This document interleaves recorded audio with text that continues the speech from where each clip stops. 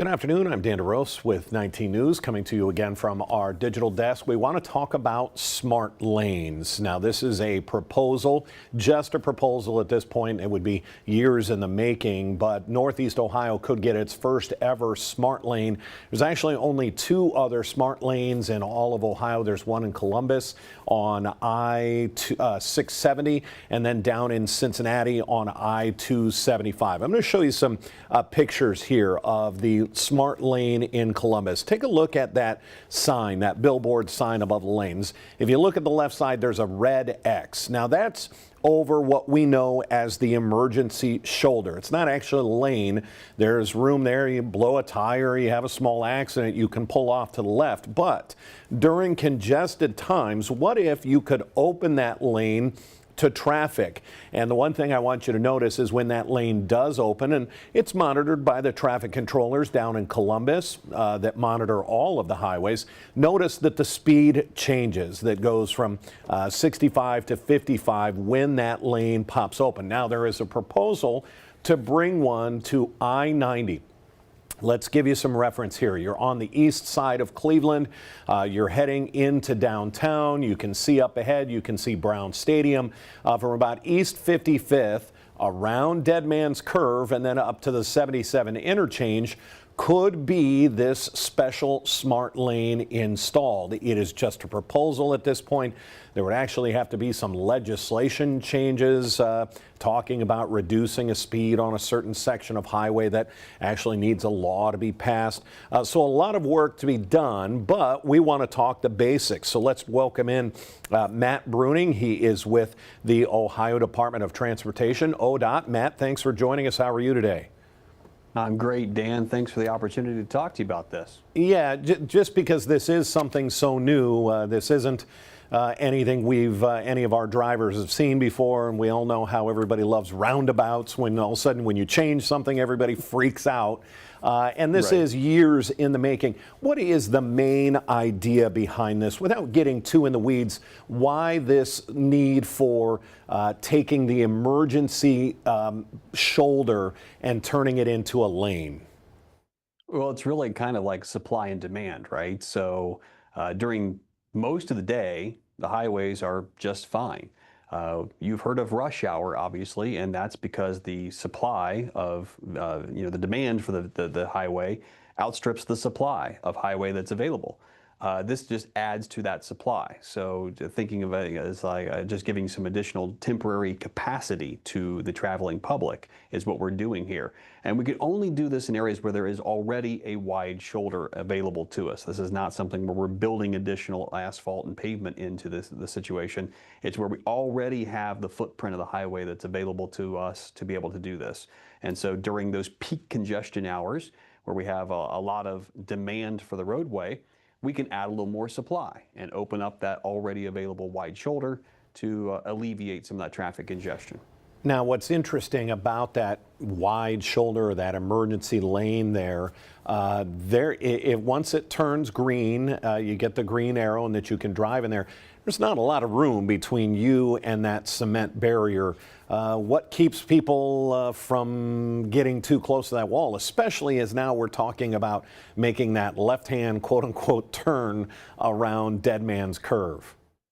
Yeah, so the pavement that is available to us, we'll use most of it, but there would still be two yellow lines on the pavement that you would not be crossing into those. The reason we dropped the speed limit is just because you are closer to that concrete barrier. And so obviously we want to make sure you're going slower so you have a little more time to react should something occur. And if there is a crash into that barrier, it's at a slower speed than those higher speeds that the normal speed limit would be set at during normal operations. So that's part of it. But again, it's something that has worked very well in Columbus. It has worked very well so far in Cincinnati. And so it's something that we're looking at other parts of the state and thinking, well, if it's worked well at these other two locations, are there other locations within Ohio that the application could also work? Let me be devil's advocate. People are going to say, well, geez, if we can have a lane that has a red X and then only sometimes we open up as green, why not just keep it green all the time or open that lane up all the time? Sure. So the emergency shoulders serve a purpose. We've seen what happens when you permanently remove emergency shoulders. I don't know how many of your viewers are familiar with the Brent Spence Bridge down in Cincinnati at I-71 and 75 between Cincinnati and Kentucky.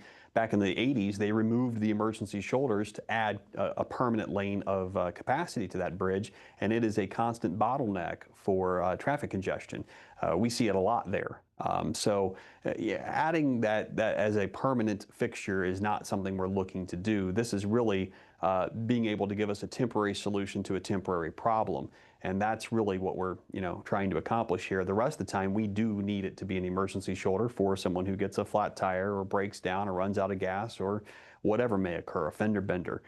So the emergency shoulders serve a purpose and we need them, but there are some times where we need that extra lane of capacity more than that emergency shoulder.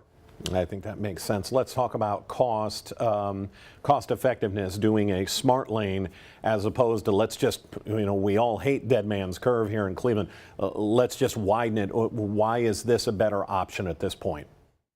Yeah, when we look at our highways and we say, okay, well, yeah, you could just add a lane. But in this case, these are locations where it's a temporary issue. So this is a, congestion, that peak congestion is really an issue for a couple of hours a day. I'll give you the example of I-670 here in downtown Columbus going out to the east side where the first smart lane in the state is. That highway usually is free flowing, 3/4 of the day. It's just that, 3 o'clock to 6:30, 7 o'clock that we always had congestion from people getting off work downtown, heading out to the east, or maybe they're heading to the airport. And we saw a lot of continuous slowdown and congestion.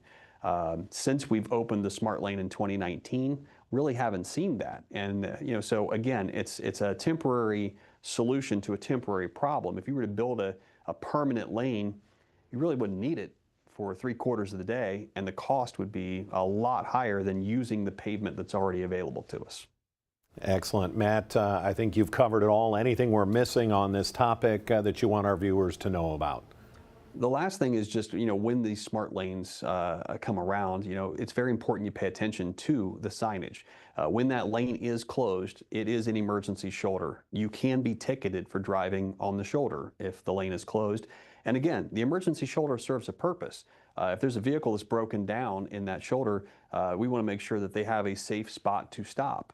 That's the reason the lane is closed. And during the operation of the smart lane, for example, if there were to be an incident where we needed to close that lane again for a broken down vehicle or some other emergency, certainly we can do that. So it's very important that people pay attention to the signage and obey the signage. So when the lane is closed, don't use it. When the lane is open, it's free and clear to use. I think we're at least a year away from having to educate the public on how to use that. So we'll get to that when it actually happens. Matt Bruning with ODOT, we certainly appreciate the time. Thanks for joining us. Absolutely. Anytime, Dan. Thanks. All right. Take care.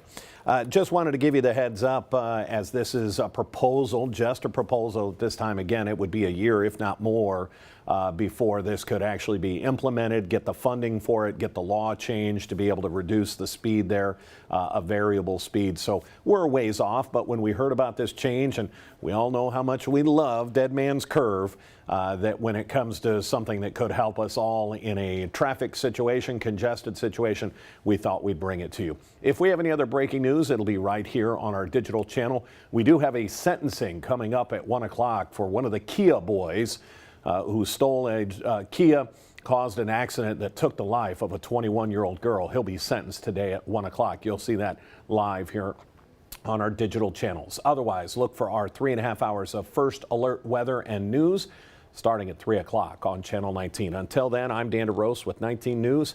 Have a great day.